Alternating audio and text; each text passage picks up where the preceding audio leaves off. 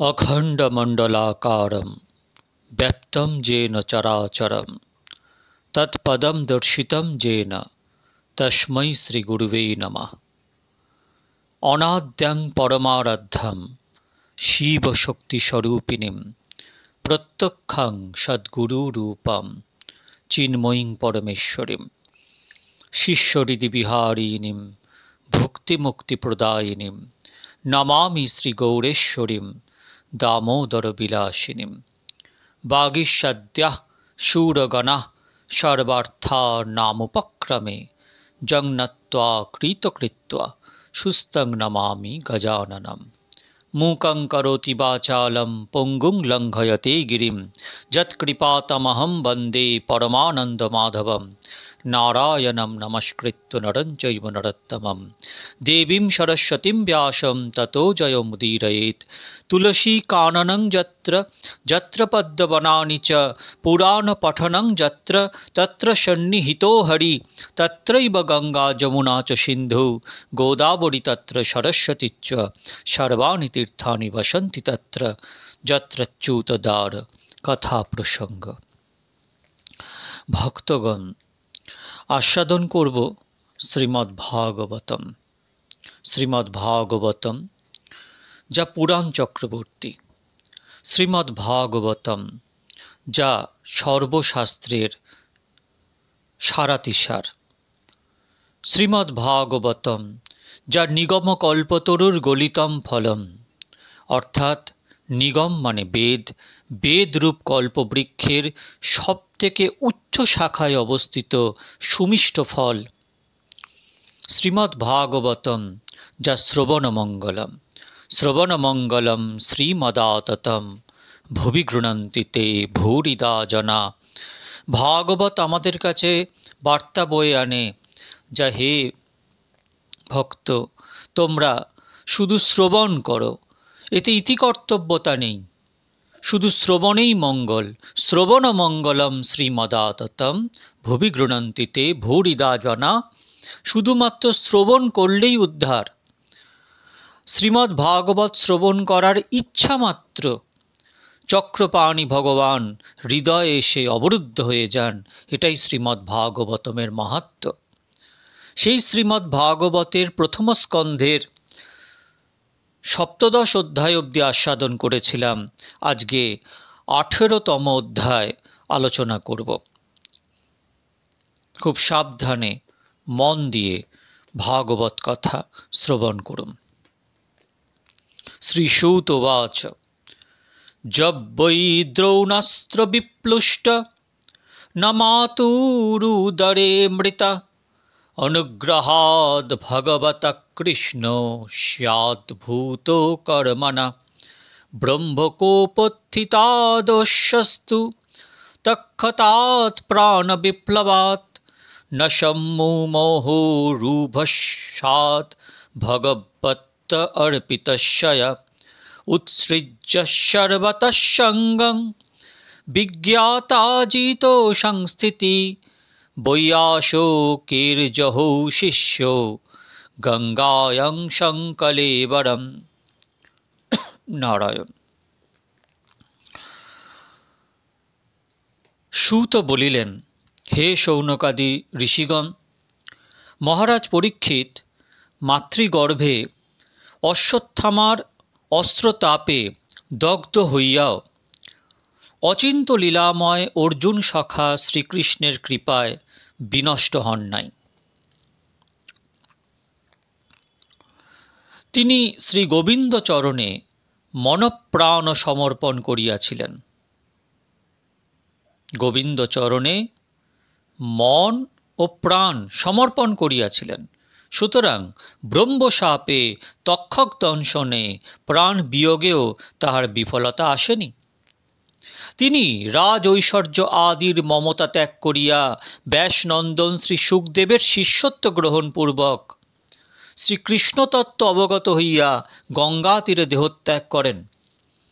শ্রী গোবিন্দ লীলা কথাই যাহাদের জীবন এবং সর্বদা আস্বাদন, শ্রী গোবিন্দ চরণ কমলই যাহাদের শরণ, তাহাদের জীবন অন্তকালেও কোনো প্রকার মোহ আসিতে পারে না। শ্রী সুতের নিকট মহারাজ পরীক্ষিতের কলিনিগ্রহ বৃত্তান্ত শুনিয়া শৌনকাদি ঋষিগণ পরম আশ্চর্যান্বিত হইয়া বিস্ময় বিস্ফারিত নেত্রে সুতের মুখের দিকে চাহিয়া আছেন। সুত তাহাদের পরম আশ্চর্যান্বিত দেখিয়া বলিলেন, হে ঋষিগণ, কলিনিগ্রহ বার্তা শুনিয়া আপনারা আশ্চর্যান্বিত হইয়াছিলেন, কিন্তু কেবল কলিনিগ্রহ কেন, মহারাজ পরীক্ষিতের জন্ম হইতে মৃত্যু পর্যন্ত সমস্ত ঘটনাবলী বিস্ময় উৎপাদক। শ্রী ভগবান স্বয়ং অদ্ভুত কর্মা, তাহার ভক্তগণও তাহার চরণ সেবন করিয়া অদ্ভুত কর্মা হন। শ্রী ভগবানের ও তাহার ভক্তগণের কোনো কর্মই জাগতিক মায়ামুগ্ধ জীবের মায়িক কর্মের মতো নহে। মহারাজ পরীক্ষিত যখন মাতৃগর্ভে ছিলেন তখন তাহাকে বিনাশ করিবার বাসনায় দ্রোণপুত্র অশ্বত্থামা ব্রহ্মাস্ত্র নিক্ষেপ করিয়াছিলেন, কিন্তু কৃষ্ণের কৃপায় তাহাও ব্যর্থ হইয়াছিল। ভক্তবৎসল শ্রী গোবিন্দ নিজে গর্ভমধ্যে প্রবেশ করিয়া তাহার প্রিয় ভক্তকে রক্ষা করিয়াছেন। পরম দুঃখময় গর্ভবাসে শ্রী গোবিন্দ দর্শন এবং ব্রহ্মাস্ত্র ব্যর্থ করা মহারাজ পরীক্ষিতের পূর্বে আর কখনো ঘটিয়াছে কিনা তাহা কেউ বলিতে পারিবে না। প্রাণনাশের আশঙ্কার মতো আশঙ্কা জগতের জীবের আর নাই, কিন্তু মহারাজ পরীক্ষিত শ্রী গোবিন্দ চরণে চিত্ত সমর্পণ করিয়া সে ভয় তুচ্ছ করিয়াছেন। ব্রাহ্মণ বালকের শাপে সপ্তাহ দিনে তক্ষক দংশন করিবে, এই শাপ ও বার্তা মহারাজ পরীক্ষিতের হৃদয়ে অনুমাত্র ভয়ের সৃষ্টি করিতে পারেন নাই। প্রাণ ভয় ভীত হওয়া দূরে থাক, তৎক্ষণাৎ রাজ ঐশ্বর্যতুল্য তৃণতুল্য পরিত্যাগ করিয়া পতিত পাবনী সুরধনী তীরে উপস্থিত হইয়া ব্যাসনন্দন শ্রী শুকদেবের মুখে শ্রীমদ্ ভাগবত কথা শ্রবণ করিয়া শ্রী গোবিন্দ লীলা কথা সুধায় হৃদয় পরিপূর্ণ করিয়া গঙ্গা তীরে তিনি দেহত্যাগ করিলেন। শ্রী গোবিন্দ কথাই যাহাদের প্রাণ এবং অনবরত তাহাই যাহারা কর্ণপুটে পান করেন, তাহাদের কি আর জীবন মরণের সমস্যা পূরণ করিবার জন্য ব্যগ্র হইতে হয়? তাহারা সমন দমন শ্রী গোবিন্দচরণ হৃদয় চিন্তা করিয়া জীবন মরণ শাসনের অতীত হইয়া কালযাপন করেন। মহারাজ পরীক্ষিত শ্রীকৃষ্ণের সাধের পাণ্ডবকুলের কৃতি সন্তান। তাহার জীবনের সমস্ত ঘটনাই এইরূপ বিস্ময়াবহ। যতদিন পর্যন্ত অভিমন্যু নন্দন মহারাজ চক্রবর্তী পরীক্ষিত পৃথিবীতে ছিলেন, ততদিন কলি পরীক্ষিত দত্ত স্থানে থাকিয়াও নিজের অধিকার বিস্তার করিতে সমর্থ হয় নাই। যেদিন যে সময় শ্রীকৃষ্ণ পৃথিবী ত্যাগ করিয়াছেন, সেই সময় অধর্ম বন্ধু কলি পৃথিবীতে প্রবেশ করিয়াছে। যস্মিন্নহনি জহের্ব ভগবানুৎসর্যজ্ঞাম তদৈবেহানুবৃত্তোঃ সাবধর্ম প্রভবঃ কলি নানুদেষ্টি কলিং সম্রাট সারঙ্গ ইব সারভুক কুশলান্যাসু সিদ্ধন্তি নেতরানি কৃতানি যৎ। মহারাজ পরীক্ষিত মধুকরের ন্যায় সারগ্রাহী, সেই জন্য তিনি কলিকে বধ করেন নাই।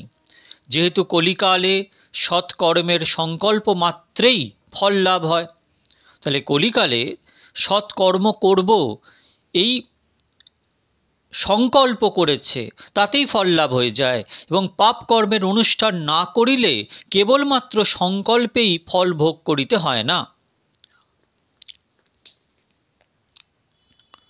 ব্যাঘ্র যেমন নিজে অতি সাবধান হইয়া অসাবধান ব্যক্তিকে আক্রমণ করে, কলিও সেইরূপ শাস্ত্রবিধিতে অসাবধান ব্যক্তিকে আক্রমণ করে, কিন্তু ধার্মিক ব্যক্তির নিকটস্থ হয় না। কিন্নু বালেষু সুরেণ কলিনা ধীর ভীরুনা অপ্রমত্ত প্রমত্তেষু যো বৃকো নৃষু বর্ততে। হে ঋষিগণ, আপনাদের প্রশ্ন অনুসারে শ্রী ভগবানের নানা কথা মিশ্রিত মহারাজ পরীক্ষিতের পরম চরিত কথা বর্ণন করিলাম।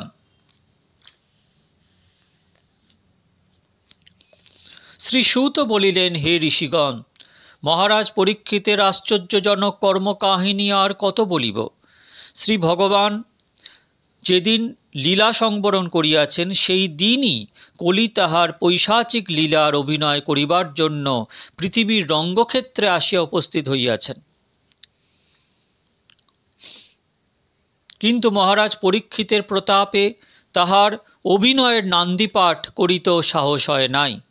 মহারাজ পরীক্ষিতের আনুগত্য ও শরণাপত্তির জবনিকার অন্তরালে বসিয়া কলি কেবল জীবন ভিক্ষা করিয়াই কালাতিপাত করিয়াছে। মহারাজ পরীক্ষিত ইচ্ছা করিলেই কলিকে বধ করিয়া পৃথিবীর কণ্টক উদ্ধার করিতে পারিতেন বটে, কিন্তু তাহার গুণগ্রাহিতার অন্ত নাই। তিনি কলির অগণিত দোষের মধ্যে একটু গুণ দেখিয়া ও সেই গুণ জগৎবাসীর অতি হিতকারী জানিয়া কলির জীবন রক্ষা করিয়াছেন। সত্য ত্রেতা প্রভৃতি যুগে কেহ পাপ কর্মের সংকল্প মাত্র করিত, তা হইলেই তাহার পাপের ফল ভোগ করিতে হইত। কিন্তু পুণ্যকর্মের বেলায় কেবলমাত্র সংকল্পে ফল হইত না, ঠিক তার উল্টো ছিল। যথাবিধি অনুষ্ঠান করিলে তবেই তাহার ফল পাওয়া যাইত। কিন্তু কলিযুগের ব্যবস্থা ঠিক ইহার বিপরীত। এই যুগে পুণ্যকর্মের সংকল্প মাত্রেই ফল পাওয়া যায়, আর পাপকর্ম অনুষ্ঠান করিলে তবেই তাহার ফল ভোগ করিতে হয়। মহারাজ পরীক্ষিত দেখিলেন, জগৎবাসীর এই সুযোগে বাধা দিব কেন? জগৎবাসীর এই সুযোগে বাধা দিব না। কলিকে বধ করিলে আর কলিকাল থাকিবে না। সুতরাং জগতের জীব সংকল্প মাত্রে পুণ্যফল ভোগের সুযোগে বঞ্চিত হবে। কলি পৃথিবীতে থাকিলে ভয় কি? বনে বাঘ আছে বলিয়া কি গৃহে লোক থাকে না? কলি ভগবত ভক্তের নিকট অগ্রসর হইতে সাহস পায় না। যাহারা শ্রী গোবিন্দচরণ ভুলিয়া স্ত্রী পুত্র পরিজন বিষয় বৈভব লইয়া মত্ত থাকে, কলি তাহাদের নিকটে নিজের বল প্রকাশ করিতে পারে। সুতরাং কলি জীবিত থাকিলেও জগতের জীব তাহার ভয়ে শ্রী গোবিন্দের চরণাশ্রয় করিবে ও তাহাতে কৃতার্থ হইবে। আপাতত মনে হয় যে মহারাজ পরীক্ষিত কলিকে বধ করিলেই ভালো করিতেন, কিন্তু বিবেচনা করিয়া দেখিলে মনে হয় কলিকে জীবিত রাখিয়া তিনি ভালোই করিয়াছেন। এখন জীব অশরণ শরণ শ্রী গোবিন্দচরণ আশ্রয় করিয়া কলির ভয়মুক্ত হইয়া পরমানন্দে শ্রী গোবিন্দচরণ সেবন সুখ আস্বাদন করুক। হে ঋষিগণ, আপনাদের প্রশ্ন অনুসারে শ্রী গোবিন্দ লীলা কথা মাখা মহারাজ পরীক্ষিতের জীবনী আলোচনা করিলাম। শ্রী ভগবান ও তাঁর ভক্তগণের সমস্ত কথাই জীবের পরম মঙ্গলপ্রদ। যাহারা নিজের কল্যাণ কামনা করেন, তাহারা সমস্ত অনাবশ্যক কথা ভুলিয়া গিয়া এই শ্রী গোবিন্দ কথা লইয়াই জীবনযাপন করেন। শ্রী গোবিন্দ কথার মতো জীবের আর বন্ধু নাই। ভববন্ধন মোচন করিতে ও প্রেমবন্ধনে বাঁধিতে এমন অতুলনীয় মহাশক্তি জগতে আর কাহারও নাই। দশম শ্লোকে সুখদেব গোস্বামী বলছেন, যাহ যা কথা ভগবত কথনীয় রূর কর্মণা গুণ কর্মাশ্রয়া পুংভি সংসেবাস্তা বুভুর্ষুভি।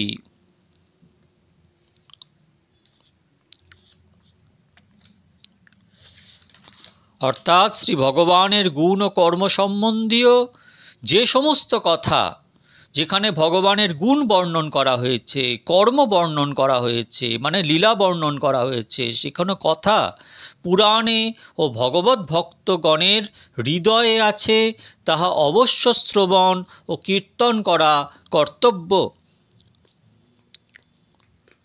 ঋষয় উচুহু সুতজ্জীব সমাসৌম শাশ্বতী বিশদং যশা যস্তুং সংশশী কৃষ্ণস্য মর্ত্যানামৃতং হিনা কর্মণ্যস্মিন্ন্যাশাসে ধূমুধূম্রাত্মনাম ভবাম অপায়তি গোবিন্দ পাদপদ্মাশবং মধু তুলয়াম লবেনাপীন স্বর্গং নাপুম পুমর্ভবম ভগবৎ সঙ্গী সঙ্গস্য মর্তানাম কিমুতাশিষ।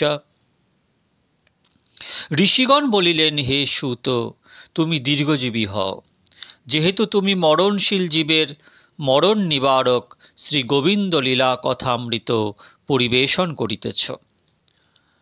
আমরা যে যজ্ঞ আরম্ভ করিয়াছি তাহার ফল পাইব কিনা সন্দেহ, কিন্তু যজ্ঞ ধূমে দেহ বিবর্ণ, চিত্ত ক্লিষ্ট হইয়া গিয়াছে। এই সময় তুমি পরম মধুর শ্রী গোবিন্দ চরণারবিন্দ মকরন্দ পান করাইয়া আমাদিগকে আপ্যায়িত করিয়াছ। শ্রী ভগবৎ ভক্তের ক্ষণকাল মাত্র সঙ্গের সহিত স্বর্গ মোক্ষাদির তুলনা হয় না।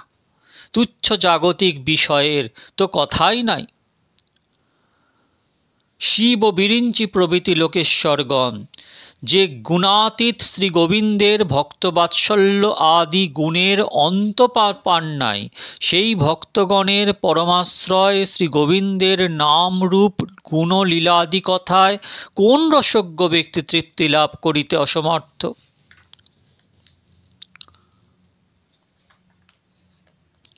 হে গোবিন্দ লীলা কথা অভিজ্ঞ, হে শ্রী গোবিন্দ চরণ সেবক, আমাদের শ্রী গোবিন্দ লীলা কথা শুনিতে বড়ই ইচ্ছা হইয়াছে। আমাদের হিতার্থে তুমি সেই ভক্ত গণপালক শ্রী গোবিন্দের সেই পরম ফলপ্রদ বিমল চরিত্র বর্ণন করো। ব্যবসিত মতি ভক্তচূড়ামণি পরীক্ষিত শ্রী সুখদেবের নিকট যে শুষ্ক তর্কাতীত শ্রী গোবিন্দ লীলা কথা শ্রবণ করিয়া শ্রী গোবিন্দের চরণপ্রাপ্তিরূপ মুক্তিলাভ করিয়াছিলেন, আমাদের নিকট সেই পরম মধুর শ্রী গোবিন্দ লীলা কথা বর্ণন কর।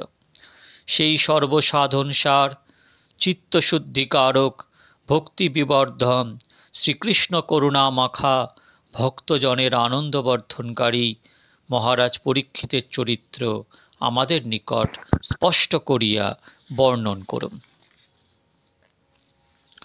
সূত বলিলেন, হে ঋষিগণ, আমি নিজ কুলে জন্মগ্রহণ করিয়াছি।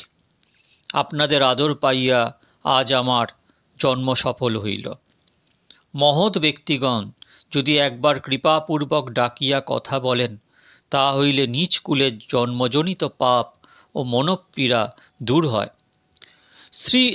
শ্রী ভগবানের শক্তি অনন্ত, নাম রূপ গুণ লীলা আদি অনন্ত, এবং যিনি কৃপা করিয়া নিজ চরণাশ্রিত ভক্তগণকেও অনন্ত গুণের আধার করিয়া থাকেন, যে জন্য বিজ্ঞগণ তাহাকে অনন্ত বলিয়া থাকেন, সেই সর্বাশ্রয় শ্রী গোবিন্দের নাম কীর্তনে যে সর্ববিধ দুঃখ দূর হয়, তাহাতে আর সন্দেহ কি?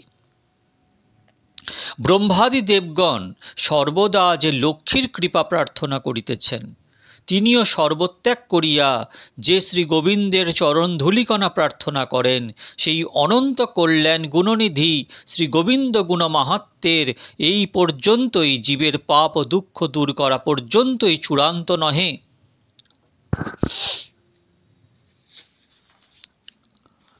যাহার চরণ অগ্রনিসৃত ব্রহ্ম সমর্পিত অর্ঘ্যজল গঙ্গা বাড়িরূপে ত্রিপুরারির সহিত ব্রহ্মাণ্ড পবিত্র করিতেছে, সেই সর্বজীব গতিপ্রদ কৃষ্ণ ছাড়া আর কাহাকে ভগবান বলিব? এতে চাংশ কলাপুংস কৃষ্ণস্তু ভগবান স্বয়ং ইন্দ্রারি ব্যাকুলম লোকে মৃরন্তি চ যুগে যুগে। ভাগবত। যে শ্রী গোবিন্দ চরণে অনুরাগযুক্ত বিবেকবান ব্যক্তিগণ ভজন আরম্ভ মাত্রেই অনাদি জন্ম সঞ্চিত দেহ গেহাদির আসক্তি পরিত্যাগপূর্বক ভাগবত পরমহংস পথ প্রাপ্ত হন, আর তাহাতে সর্ববিধ মাৎসর্য আদি দূর হইয়া কেবলমাত্র শ্রী ভগবত ভক্তজনই স্বাভাবিক ধর্মরূপে পরিণত হয়। হে সূর্যতুল্য তেজস্বী বেদমূর্তি ব্রাহ্মণগণ, পক্ষীগণ যেমন নিজের শক্তি অনুসারে অনন্ত আকাশে উড়িয়া থাকে, সেইরূপ আমিও সম্পূর্ণ অযোগ্য হইলেও আপনাদের প্রশ্ন অনুসারে যথাশক্তি শ্রী গোবিন্দলীলা বর্ণন করিব। একদিন মহারাজ পরীক্ষিত শরাসন গ্রহণপূর্বক মৃগয়া করিতে বনে গিয়া মৃগের পশ্চাৎ পশ্চাৎ ধাবিত হইয়া পরিশ্রান্ত ক্ষুধিত তৃষিত হইয়া জলাশয়ের অন্বেষণ করিতে এক আশ্রমে আসিয়া স্থির ধ্যান স্থিতি লোচনে আসীন শমিক ঋষিকে দেখিলেন। ঋষির মন প্রাণ ইন্দ্রিয়বর্গ রুদ্ধ। তিনি জাগ্রত, স্বপ্ন, সুষুপ্তি এই তিন অবস্থা হইতে নিবৃত্ত হইয়া তুরীয়পদপ্রাপ্ত ব্রহ্মভূত ও মস্তকে ইতস্তত বিক্ষিপ্ত জটাজাল ও কোটিব্যাপ্ত মৃগচর্মে আচ্ছাদিত হইয়া অবস্থান করিতেছেন। মহারাজ পরীক্ষিত পিপাসায় শুষ্ককণ্ঠ হইয়া এতাদৃশ ঋষির নিকট জল প্রার্থনা করিলেন। অনন্তর মহারাজ পরীক্ষিত বসিতে আসন ও রাজোচিত সম্মানার্থক অর্ঘাদি না পাইয়া এবং ঋষির মুখে কোনো কথা না শুনিয়া নিজেকে অত্যন্ত অপমানিত মনে করিলেন এবং অত্যন্ত ক্ষুব্ধ হইলেন। হে শৌনক, ক্ষুধা পিপাসায় কাতর সেই ব্রাহ্মণ সেবক রাজারও সহসা ব্রাহ্মণের প্রতি দারুণ ক্রোধ ও মাৎসর্যের উদয় হইল। মহারাজ পরীক্ষিতের এমন ক্রোধ আর কখনো দেখা যায়নি। মহারাজ পরীক্ষিত তখন ক্রোধে আশ্রম ত্যাগ করিয়া চলিয়া যাইবার সময় শমিক ঋষির গলায় ধনুকের অগ্রভাগ দ্বারা একটি মৃত সর্প তুলিয়া জড়াইয়া দিয়ে গেলেন। মহারাজ পরীক্ষিত মনে মনে ভাবিতেছিলেন, ঋষি কি সত্য সত্যই সমাধিযোগে নয়ন মুদ্রিত করিয়াছেন, নাকি ক্ষত্রিয় রাজা আশ্রমে আসিলে বা আশ্রম হইতে চলিয়া গেলে কি যায় আসে, এইভাবে আমাকে অবজ্ঞা করিয়া মিথ্যা সমাধির ভান করিয়াছেন।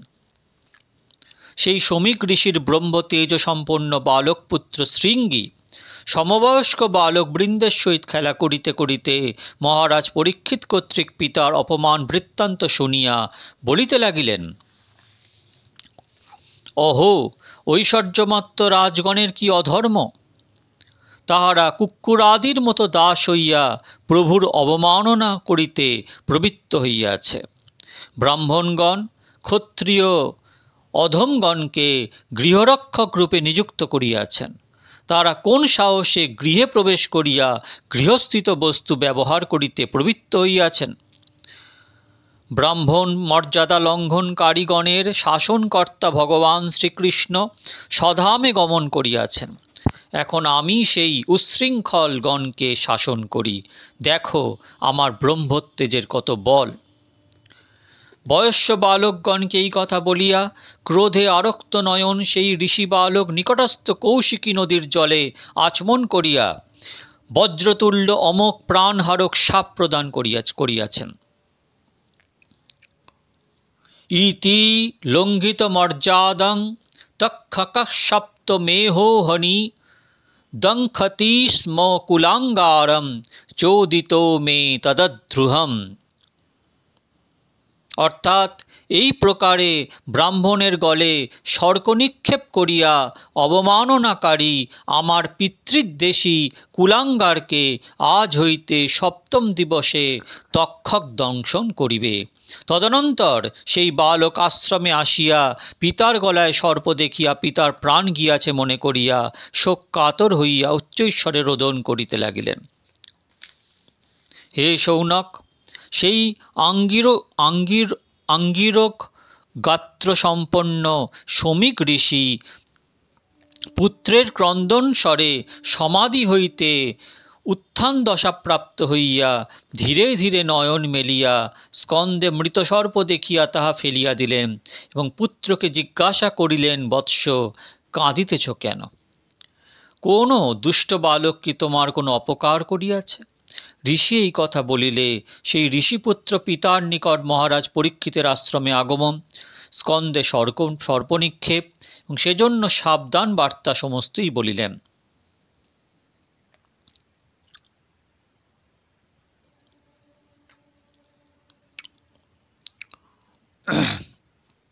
ঋষিবালক শৃঙ্গী পিতার নিকটে আসিয়া উচ্চকণ্ঠে হা পিত বলিয়া রোদন করিতে লাগিলেন। পুত্রের রোদন স্বরে ক্রমে ক্রমে শমিক ঋষির ধ্যানভঙ্গ হইল ও তিনি নয়ন উন্মীলন করিয়া স্কন্দে মৃত সর্প দেখিয়া তাহা দূরে নিক্ষেপ করিলেন এবং পুত্রকে বলিলেন, বৎস, কাঁদিতেছ কেন? কেহ কি তোমার কোনো অনিষ্ট করিয়াছে? তখন ঋষি বালক শৃঙ্গী পিতার নিকট মহারাজ পরীক্ষিতের আগমন, জল প্রার্থনা, গলে মৃত সর্প অর্পণ, নিজ শাপ প্রদান বার্তা সমস্তই পূর্বাপর বর্ণনা করিলেন। এখানে সন্দেহ হইতে পারে যে মহারাজ পরীক্ষিতের পুনঃ পুনঃ জল প্রার্থনায় ঋষির সমাধিভঙ্গ হইল না, কিন্তু পুত্রের ক্রন্দন মাত্রেই সমাধিভঙ্গ হইল। তবে সত্য সত্যি কি সমাধি মিথ্যা? ঘটনাটি ভালো করিয়া না বুঝিয়া সন্দেহ হইতে পারে, কিন্তু একটি বিবেচনা করিলে বোঝা যায় যে সমাধি সর্বক্ষণ সমভাবে থাকে না, তাহার সময় মতো বুত্থান দশা আসে। মহারাজ পরীক্ষিত যখন জল প্রার্থনা করিয়াছেন তখন বুত্থানের সময় নহে, কিন্তু ঘটনাক্রমে ঠিক বুত্থানের সময় ঋষি বালক আসিয়া ডাকিয়াছেন আর ঋষি নয়ন মেলিয়াছেন। দ্বিতীয়ত, শ্রুতিতে দেখা যায় যে আত্মা বৈ জায়তে পুত্র, সুতরাং পুত্রের সহিত পিতার এমনই এক অচ্ছেদ্য সম্বন্ধ আছে যে তাহাতে পুত্রের আন্তরিক ব্যগ্রতায় পিতার চিত্তে চাঞ্চল্য আসিয়া উপস্থিত হয় এবং তাহাতে যোগের বিঘ্ন ঘটে। বিশেষত শমিক ঋষির মন ভ্রমর হরিচরণ সরোজের মধুপানে মত্ত ছিল।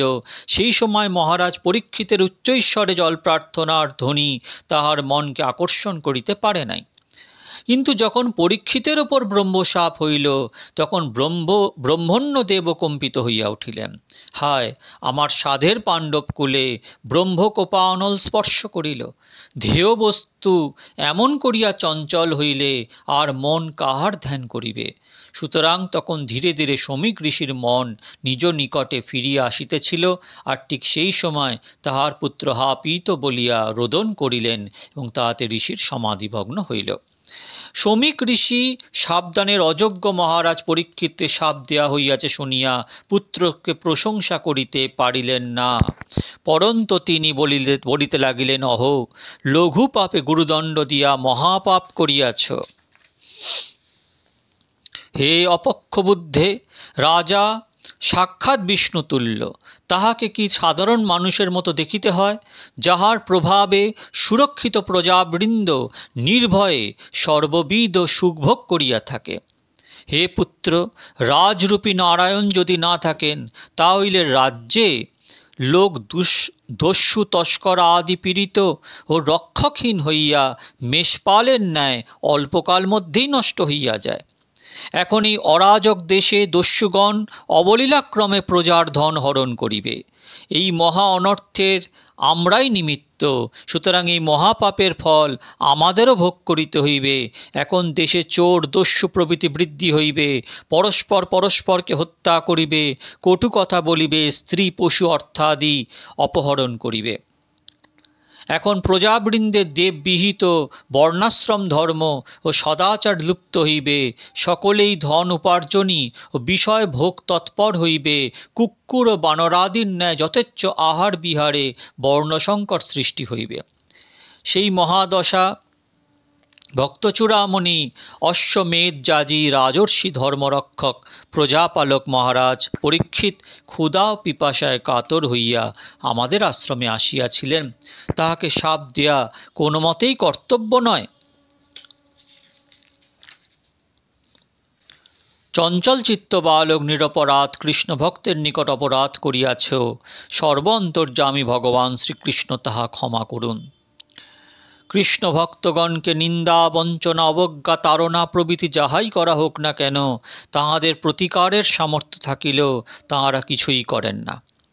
মহামণি শমিক পুত্রকৃত অপরাধে অনুতপ্ত, সুতরাং মহারাজ পরীক্ষিত যে তাঁহার গলায় মৃত সর্প দিয়া অবমাননা করিয়াছিলেন তাহা তিনি মনেও করেননি।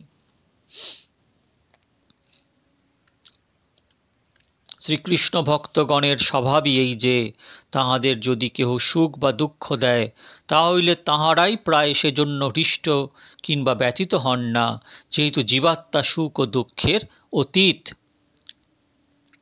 প্রায়শঃ সাধবো লোকে পরের দ্বন্দ্বেষু যোজিতা না ব্যথন্তি না হৃৎসন্তি যৎ আত্মা গুণাশ্রয়।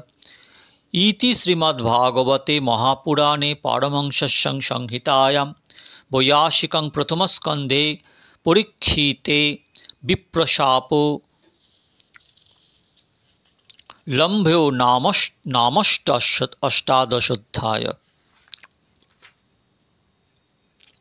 ইতি শ্রীধাম শান্তিপুর পুরন্দর প্রভুবর শ্রী সীতানাথ বংশোদ্ভব শ্রী রাধা বিনোদ গোস্বামী কৃতায়াং শ্রী ভাগবত অমৃত বর্ষিণী সমাখ্যায়াং তাৎপর্য ব্যাখ্যায়াং অষ্টাদশোऽধ্যায়। হরে কৃষ্ণ।